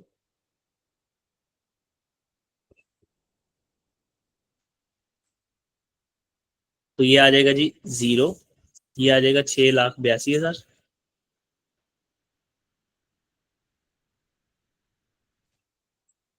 ये कितना आ जाएगा, 132,000। ठीक है, ये इसमें से माइनस हो जाएगा, ये हमारे पास आ जाएगी कॉस्ट ऑफ सेल। तो कॉस्ट ऑफ सेल कितनी आएगी जी, 5,50,000, variable production cost of sale. ठीक है, मैं क्या करूंगा, इस 5,50,000 को इसमें से क्या कर दूंगा, माइनस। तो मेरे पास क्या जवाब आ जाएगा जी, कंट्रीब्यूशन।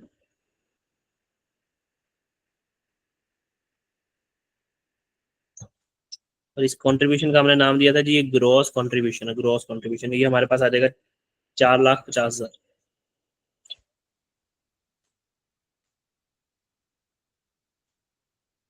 कोई इसको 4,50,000 पे डायरेक्ट पहुंचना चाहता तो वो पता क्या करता, सेलिंग प्राइस पर यूनिट में तमाम variable cost per unit, all variable cost per unit multiply कर देता, माइनस कर देता, सॉरी। सेलिंग प्राइस कितनी दी थी 40, 40 में से माइनस कर दो तमाम वेरिएबल कॉस्ट पर यूनिट। ठीक है, तमाम वेरिएबल कॉस्ट जल्दी जल्दी से मैं बता देता हूँ। 10 आपके पास डायरेक्ट मटेरियल थी, डायरेक्ट लेबर आपके पास दी गई थी जी 8, और वेरिएबल प्रोडक्शन ओवरहेड दिए गए थे 4। तो ये आपके पास जवाब क्या आ जाता है जी, कॉन्ट्रीब्यूशन पर यूनिट क्या आ जाती, 12, 22, तो ये आ जाता है जी टोटल 18।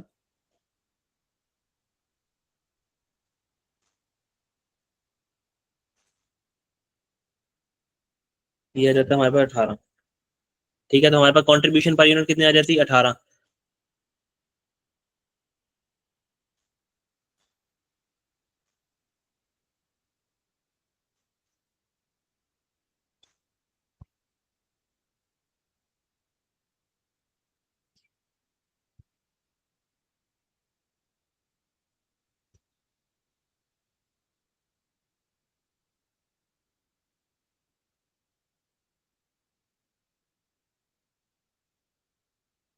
ठीक है, अच्छा, इसको यहाँ तक रख लो।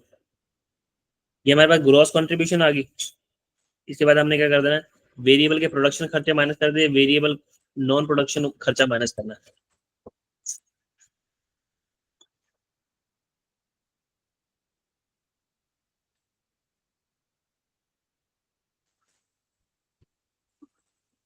ऊपर उसने बताया था कि 3 रुपए का आपके पास वेरिएबल का खर्चा है, लेकिन वो किस चीज का, नॉन प्रोडक्शन सेलिंग एक्सपेंस। तो हमने कहा था 3, और कितने यूनिट हमने सोल्ड किए, 25,000।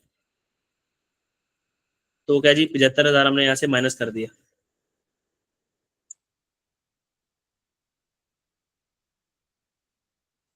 तो ये जो 3 रुपए है, ये भी हम यहाँ से माइनस कर देंगे, क्योंकि अगर हम उसमें से तमाम वेरिएबल कॉस्ट को माइनस कर देना,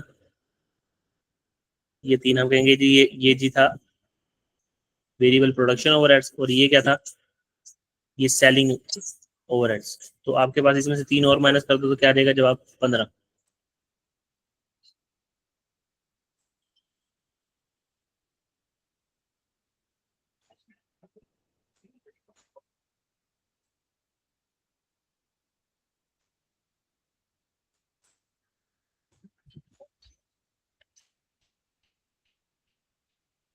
तो अगर मैं यहाँ पे टोटल कंट्रीब्यूशन निकालूं इस फार्मूले से, तो कैसे निकलेगा कि कंट्रीब्यूशन पर यूनिट को नंबर ऑफ यूनिट सोल्ड कितने की हमने 25,000 से मल्टीप्लाई कर दूं, तो मेरे पास जवाब क्या आ जाएगा 3,75,000। तो अब मेरा ये जवाब भी मैच करना चाहिए इसके साथ। तो अगर मैं 4,50,000 में से 75,000 माइनस करता हूँ, तब भी मेरा जवाब क्या आता है 3,75,000। तो शॉर्टकट मेथड से करते तो इस तरीके से करते कि सेलिंग प्राइस पर यूनिट में से variable cost, all variable cost, all का मतलब प्रोडक्शन की भी माइनस कर दो और नॉन प्रोडक्शन की भी माइनस कर दो। ये सारी प्रोडक्शन की माइनस कर दी और प्रोडक्शन की माइनस कर दी, तो कंट्रीब्यूशन पर यूनिट आ गया। अब इसमें से हमने क्या कर दिया, इसको यूनिट्स को नंबर ऑफ यूनिट सोल्ड से मल्टीप्लाई करवा दिया, तो टोटल कंट्रीब्यूशन आ गया हमारे पास। ठीक है, ये 3,75,000 के बराबर आ गया। शॉर्ट फॉर्मेट और लॉन्ग फॉर्मेट दोनों का समझ आ गया। मुझे शॉर्ट ही आता है तो फिर मैं वही करूँ। शॉर्ट ही आता है, लेकिन आपको आना चाहिए ना। अब देखो जी, हमने पढ़ा था कि अगर हम सेल में से वेरिएबल खर्चा माइनस कर दें, प्रोडक्शन का हमने कर दिया माइनस। अब हमने वेरिएबल खर्चा माइनस कर दिया नॉन प्रोडक्शन का। अब हमारे पास कौन से खर्चे रह गए माइनस करने वाले, फिक्स्ड खर्चे, किसके, प्रोडक्शन के और नॉन प्रोडक्शन के। तो हमने कहा कि जी फिक्स्ड खर्चे माइनस कर दो, किसके जी, प्रोडक्शन के और नॉन प्रोडक्शन के। तो हम ऊपर गए और हमने देखा कि फिक्स प्रोडक्शन का खर्चा कितना दिया था, फिक्स्ड बजटेड फिक्स्ड ओवरहेड्स कितने दिए हुए थे प्रोडक्शन के, 60,000, हमने माइनस कर दिए। फिर नॉन प्रोडक्शन के दो खर्चे दिए हुए थे, एक एडमिन दिया हुआ था और एक सेलिंग ओवरहेड्स दिए हुए थे, याद है, 25,000 जमा 20,000।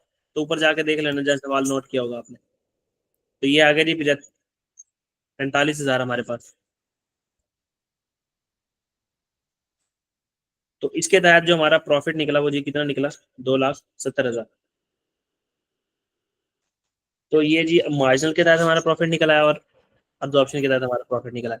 इन दोनों में फॉर्मेट्स में कोई चीज समझ ना आई हो, छोटा सा क्विक रिकैप देता हूँ जल्दी जल्दी से। हमारा स्टेप नंबर 1 क्या हुआ करेगा, ये आपके लिए की पॉइंट है। हमारे पास स्टेप नंबर 1 क्या हुआ करेगा, स्टेप नंबर 1 में होगा हमने अब्जॉर्प्शन कॉस्ट पर यूनिट निकालनी है और मार्जिनल कॉस्ट पर यूनिट निकालनी है। और वो कैसे निकलनी है जी, अब्जॉर्प्शन कॉस्ट में हमने direct material, direct labour, direct expenses, variable production overhead और फिक्स प्रोडक्शन ओवरहेड, जिसका दूसरा नाम ओएआर है, ये सबको ऐड कर देना। और मार्जिनल कॉस्ट पर यूनिट में हमने ओएआर को नहीं लेना। ठीक है, तो हमने पहला स्टेप नंबर 1 के हमने ये कर लिया, एब्जॉर्प्शन कॉस्ट पर यूनिट निकालनी है और मार्जिनल कॉस्ट पर यूनिट निकालनी। स्टेप नंबर 2 क्या है हमारा, स्टेप नंबर 2 ये है कि अगर आपने इनकम स्टेटमेंट बनानी है, शॉर्ट फॉर्मेट से बनानी है, लॉन्ग से बनानी है, आपकी मर्जी है। अब्जॉर्प्शन कॉस्टिंग में आ गया, अब्जॉर्प्शन कॉस्टिंग में आगे हमने सबसे पहले लिया जी सेल की यूनिट थे 40, सेलिंग प्राइस थी 40 और हमने उसको नंबर ऑफ यूनिट सोल्ड से मल्टीप्लाई किया, सेल्स आ गई हमारे पास जी 1 मिलियन की हमारे पास सेल्स आ गई।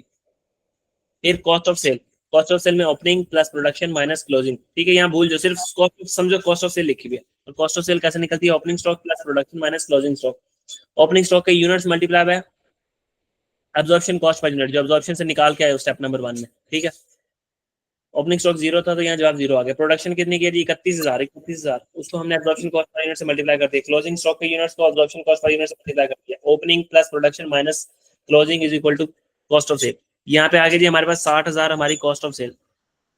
सेल में से कॉस्ट ऑफ सेल माइनस की हमारे पास आ गया जी अनएडजस्टेड ग्रॉस प्रॉफिट। अनएडजस्टेड क्यों कहा था जी, क्योंकि उधर ओएआर शामिल था और ओएआर कब निकलता है, साल के पहले दिन खड़े होके बजट्स को देख के।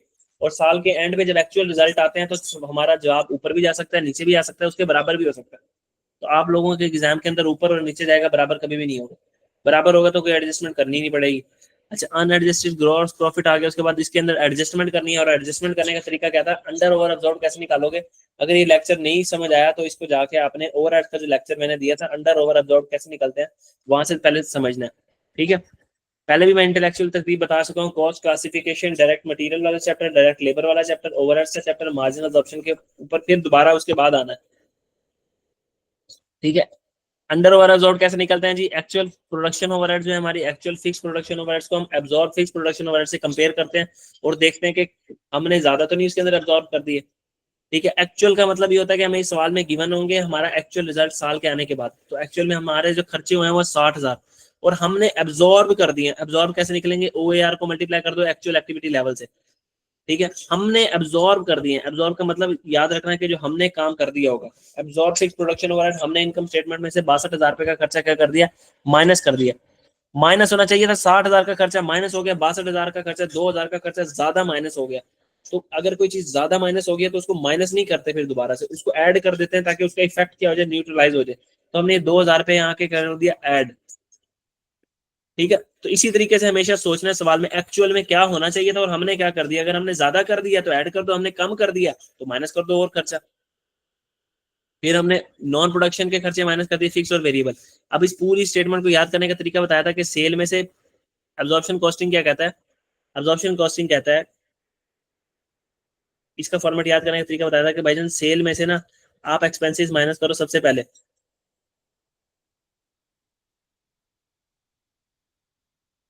प्रोडक्शन के चाहे वो वेरिएबल हो, प्रोडक्शन के चाहे वो फिक्स्ड हो। फिर उसके बाद एक एडजस्टमेंट करो छोटी सी। फिर उसके बाद दोबारा एक्सपेंस माइनस करो नॉन प्रोडक्शन का, चाहे वो वेरिएबल हो चाहे वो फिक्स्ड हो।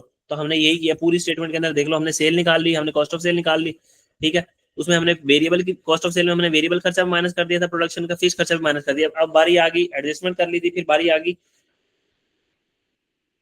वेरिएबल खर्चा माइनस करना, फिक्स खर्चा माइनस करना, किसका, नॉन प्रोडक्शन का। ये हमने कर लिया। तो यहाँ तक तो हमारी क्लियर होगी बात। अब मार्जिनल कॉस्टिंग के ऊपर आ जाते हैं। मार्जिनल कॉस्टिंग में हमने पढ़ा, या हम शॉर्ट फॉर्मेट की तरफ भी जा सकते हैं, हम लॉन्ग फॉर्मेट की तरफ भी जा सकते हैं। तो ये शॉर्ट फॉर्मेट था और ये लॉन्ग फॉर्मेट था। क्या आप सेल में सेलिंग प्राइस पर यूनिट में से तमाम variable cost per unit minus कर दो तो कंट्रीब्यूशन पर यूनिट आ जाएगा, और उसको नंबर ऑफ यूनिट सोल्ड से मल्टीप्लाई करो, टोटल कंट्रीब्यूशन आ जाएगा। उसमें से सारी फिक्स कॉस्ट माइनस कर दो, प्रोडक्शन नॉन प्रोडक्शन की, तब भी आपका ये जवाब आएगा। या फिर लॉन्ग फॉर्मेट की तरफ जाओ तब भी ये जवाब आएगा। सेल निकालो, सेल वही selling price per unit into number of unit sold. फिर ओपनिंग स्टॉक, यहाँ पे भी इसको आप कॉस्ट ऑफ सेल ले सकते हो। मैंने यहाँ पे प्रोडक्शन इसलिए लिखा था ताकि आपको याद रहे कि आपने सिर्फ वेरिएबल खर्च लेने हैं और किसके, प्रोडक्शन के लेने हैं बस। जो कि आप पहले ही क्या नाम लेते हैं, मार्जिनल कॉस्ट पर यूनिट निकालते हुए पहले ही ये काम कर चुके हो। तो यहाँ पे बेशक आप ये नाम अवॉइड भी कर सकते हो, कॉस्ट ऑफ सेल भी लिख सकते हो सिर्फ। तो ओवरहेड खर्च, ओवरहेड्स कह रहा हूँ, ओपनिंग स्टॉक की यूनिट को मल्टीप्लाई कर दोगे मार्जिनल कॉस्ट पर यूनिट से, प्रोडक्शन को मल्टीप्लाई कर दोगे मार्जिनल कॉस्ट पर यूनिट से, और क्लोजिंग स्टॉक की यूनिट को मल्टीप्लाई कर दोगे मार्जिनल कॉस्ट पर यूनिट से। ये जवाब आ जाएगा, इसको माइनस कर देना। उसके बाद क्योंकि इसके अंदर फिक्स्ड ओवरहेड जो शामिल ही नहीं है, फिक्स प्रोडक्शन ओवरहेड यानी ओआर इसके अंदर शामिल ही नहीं है, तो कोई एडजस्टमेंट करने की जरूरत भी नहीं पड़ती, हमें कोई एडजस्टमेंट करने की जरूरत नहीं पड़ती। तो आपने यहाँ पे फिक्स खर्चे माइनस कर दिए, यहाँ पे आपने वेरिएबल खर्चा माइनस कर दिया प्रोडक्शन का, और यहाँ पे आपने वेरिएबल खर्चा माइनस कर दिया नॉन प्रोडक्शन का। अब आपने वेरिएबल खर्चा माइनस करना प्रोडक्शन, सॉरी फिक्स खर्चा माइनस करना प्रोडक्शन का, और फिक्स खर्चा माइनस करना नॉन प्रोडक्शन का, तो आपके पास ये जवाब आ जाएगा। अब इन दोनों के दरमियान डिफरेंस आ रहा है। उसका जवाब आया था 2,82,000 और इसका जवाब आया 2,70,000। तो यहाँ तक कोई सवाल हो, कोई पंचायत हो तो पूछ लो। No sir.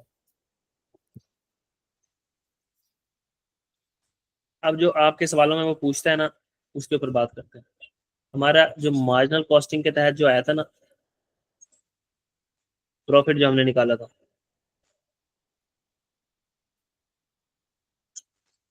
Profit under marginal costing, वो आया जी 2,70,000।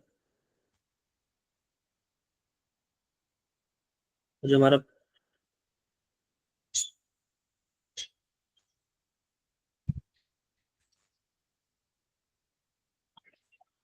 प्रॉफिट अंडर मार्जिनल कॉस्टिंग आया 2,70,000,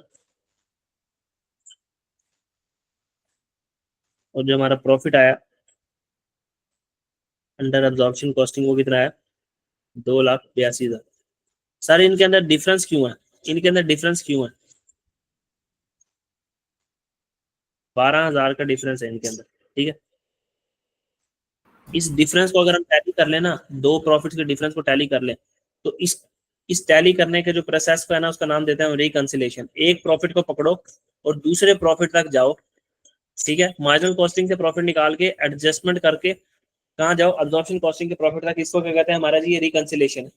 और हमारी रिकंसिलेशन का सिर्फ आज स्टैंडर्ड फॉर्मेट पढ़ लो, बाकी इसकी जो एक्सप्लेनेशन है वो मैं कल दे दूंगा, ठीक है।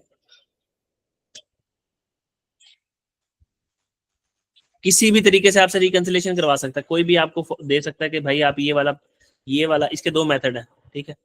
मेथड नंबर 1, इसको शॉर्टकट मेथड भी कहते हैं।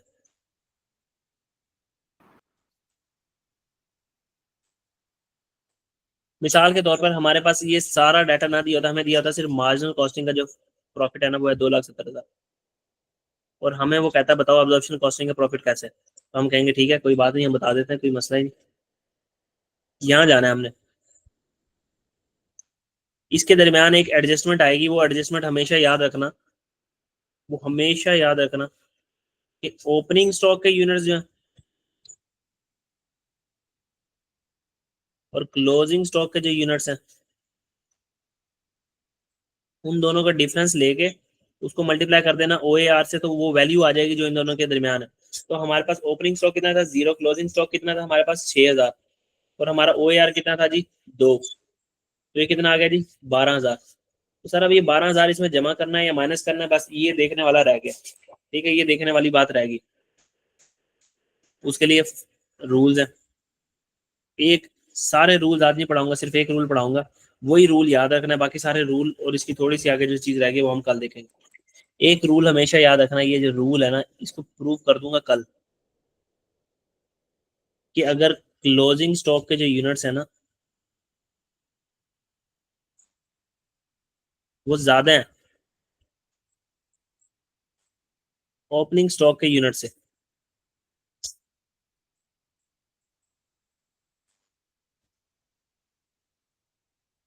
तो अब्जॉर्प्शन कॉस्टिंग का जो प्रॉफिट है वो ज्यादा होगा मार्जिनल कॉस्टिंग से। बस एक ये रूल याद रख लो, एक्सप्लेनेशन कल दे दूंगा, इसकी सारी बातें कल बता दूंगा। तो हमने कहा इसका मतलब ये कि अगर क्लोजिंग स्टॉक के यूनिट जब भी ज्यादा होंगे ओपनिंग स्टॉक के यूनिट से, तो अब्जॉर्प्शन कॉस्टिंग का प्रॉफिट ज्यादा होगा, और अगर ये ना हुआ तो मतलब मार्जिनल का ज्यादा होगा। बस दूसरी बात नहीं याद रखनी, एक बात याद रखनी है वरना एग्जाम में भूल जाओगे। तो हमने कहा जी क्लोजिंग स्टॉक के यूनिट है ना हमारे पास हुआ 6000, और ओपनिंग स्टॉक के यूनिट कितने हैं जी 0। तो क्लोजिंग स्टॉक के यूनिट ज्यादा हैं और ओपनिंग स्टॉक के यूनिट क्या है कम। तो क्लोजिंग स्टॉक के यूनिट ज्यादा है ओपनिंग स्टॉक से, तो अब्जॉर्प्शन का प्रॉफिट क्या होगा ज्यादा। तो यहाँ पे जो भी प्रॉफिट आएगा ना वो इस 2,70,000 से क्या होगा ज्यादा होना चाहिए, क्योंकि 2,70,000 तो मार्जिनल का प्रॉफिट है, और हमारा रूल कह रहा है कि रूल के तहत अब्जॉर्प्शन का प्रॉफिट आना चाहिए ज्यादा। तो 12,000 अगर मैं इसमें जमा करूंगा तो अब्जॉर्प्शन का प्रॉफिट 2,82,000 आएगा, और वो 2,70,000 से ज्यादा होगा। ठीक है, और अगर ये यही सवाल होता और उसमें हमें कह देता कि अब्जॉर्प्शन कॉस्टिंग का प्रॉफिट है 2,82,000, तुम बताओ जी मार्जिनल कॉस्टिंग का प्रॉफिट क्या होगा। हमने कहा बता देते हैं, कोई मसले वाली बात नहीं, मार्जिनल कॉस्टिंग तक हमने जाना है।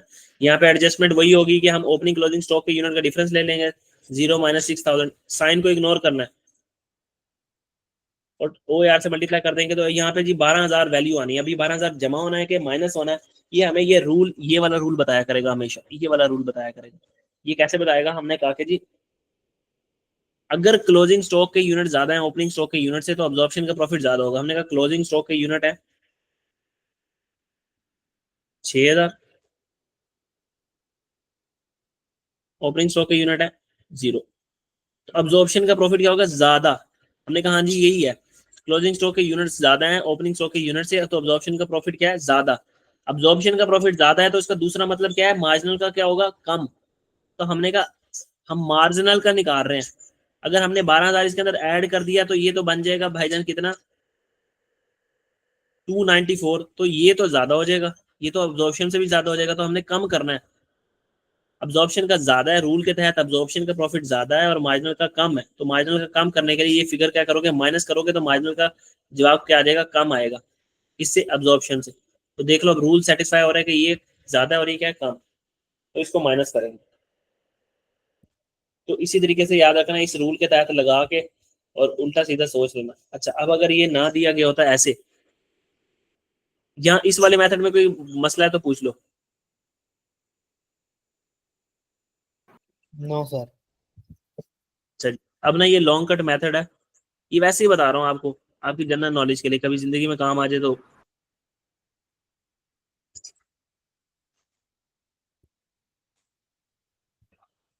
ये देखो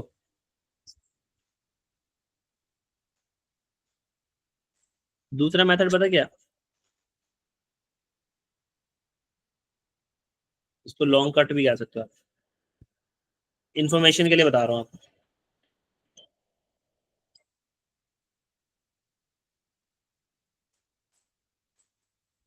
ओपनिंग स्टॉक की जो वैल्यू आई है ना मार्जिनल कॉस्टिंग के तहत, उसको माइनस करो ओपनिंग स्टॉक की जो वैल्यू आई है एब्जॉर्प्शन कॉस्टिंग के तहत।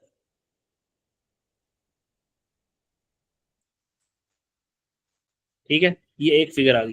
फिर जो क्लोजिंग स्टॉक की जो वैल्यू आई है ना मार्जिनल कॉस्टिंग के तहत, उसको माइनस करो, क्लोजिंग स्टॉक की जो वैल्यू आई है अब्जॉर्प्शन कॉस्टिंग के तहत, ये दो फिगर आ गई। फिर ये जो दो जवाब आए हैं ना, इन दोनों जवाबों का, आपको कह दो ए, इन दो को कह दो बी, इन डिफरेंस लोगे ना आप, तब भी आपके पास जवाब मैच हो जाएगा इसी 12,000 से। तो ये जी रिकंसिलेशन का दूसरा फॉर्मेट है। अब इसको टैली करके देख लेते हैं, ये बाकी लगता भी है इस कहानी। ओपनिंग स्टॉक की वैल्यू मैं यहाँ सवाल में उठा देता हूँ। ओपनिंग स्टॉक की वैल्यू मार्जिनल कॉस्टिंग के तहत, ओपनिंग स्टॉक तो कुछ भी नहीं था, मार्जिनल कॉस्टिंग के तहत 0, ठीक है। ओपनिंग स्टॉक की वैल्यू अब्जॉर्प्शन कॉस्टिंग के तहत कितनी आई थी? 0, ठीक है। दोनों के दरमियान दोनों से वैल्यू क्या निकली थी? 0। यहाँ भी क्या आ गया जवाब? 0। क्लोजिंग स्टॉक की वैल्यू मार्जिनल कॉस्टिंग के तहत क्या आई है, अभी देख लेते हैं जाके। ये मार्जिनल कॉस्टिंग है और यहाँ पे जो क्लोजिंग स्टॉक है ना, उसकी वैल्यू कितनी आ रही है? 1,32,000, 1,32,000। और हम अगर अब्जॉर्प्शन कॉस्टिंग में चले जाएं, वहां पे भी देख लेते हैं, 1,44,000, ठीक है। तो मार्जिनल में आ रही है 1,32,000 और अब्जॉर्प्शन कॉस्टिंग में आ रही है 1,44,000। तो इन दोनों का डिफरेंस लेंगे, 1,32,000 और 1,44,000, तो कितना आ जाएगा?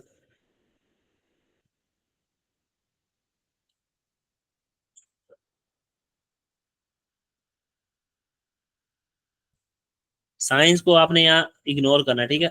12,000, तो ए और बी का अगर डिफरेंस ले, 0 माइनस 12,000, तो जब भी जवाब क्या आ रहा है? 12,000, ठीक है। तो ये किसी भी फार्मूले को किसी के ऊपर भी आप अप्लाई कर सकते हो कि आपके पास है वो पूरी की पूरी स्टेटमेंट बना के दे दे, अब्जॉर्प्शन कॉस्टिंग के तहत और मार्जिनल कॉस्टिंग के तहत। तो आप इस तरीके से भी रिकंसिलेशन टैली कर सकते हो अपनी। अगर इस तरह से नहीं करना चाहते, शॉर्टकट तरीके से करना चाहते हो, तो तब भी हो जाएगी, ठीक है। यहाँ तक कोई क्वेश्चन है, कोई मसला परेशानी है तो पूछ लो, नहीं तो फिर इनकी जो कंसेप्चुअल कवरेज है वो हम करेंगे कल, जो छोटी छोटी बातें रहेगी। बाकी ये चैप्टर मेरी तरफ से एंड है कंसेप्ट के एतबार से। इसकी प्रैक्टिस के लिए सवाल और आपको जो है ना प्रैक्टिस सेशन में दे दिए जाएंगे, सारे करवा भी दिए जाएंगे, ठीक है। जी जी, कोई क्वेश्चन नहीं है।